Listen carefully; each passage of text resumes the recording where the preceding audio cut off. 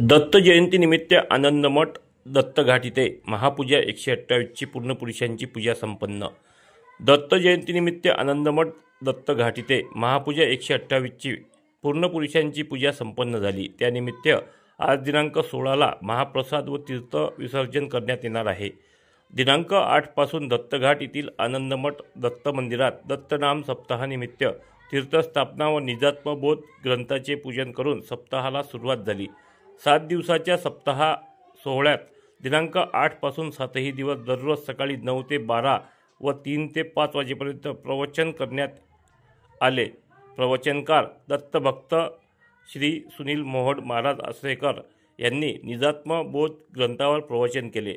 दिनांक 14ला मंदिरात महापूजा 128ची पूर्णपुरुषांची 4 सृष्टीतील पूजा सोहळा आयोजित करून पहिले एक ओटा तयार करून त्यावर रांगोळी काढून आणि त्यावर पांढरे वस्त्र टाकून तांदूळ आणि फुलांचा शिखर तयार करून शिखराच्या भोवताल 128 पद आणि 128 विळे तसेच 128 तुपाचे दिवे लावून उत्तरेकडे आनंदाचा कलेश मांडला जाऊन सायंकाळी 8 वाजता महापूजेला सुरुवात करून रात्रभर भजन कीर्तनाचा कार्यक्रम केला जातो।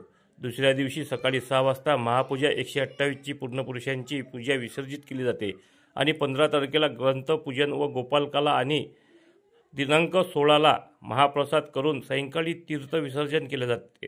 7 दिवसीय सप्ताह सोहळ्यात अंजनगाव सुरजी नगरीतून तसेच तालुक्यातून आणि अकोट, चांदूरबाजार, अमरावती, अचलपूर, अकोला, परतवाडा येथील दत्तभक्त या सोहळ्यात सहभागी होतात। यासाठी आनंदमठ दत्त मंदिर पुजारी रमेश महाराज रेखाते, पूजेचे आचार्य अशोक महाराज मुरकुटे, गुरुवर्य वासुदेव महाराज यांच्या मठाचे विश्वस्त मंडळ, दत्तभक्त व गावकरी यांचे सोहळ्यासाठी सहकार्य लाभते।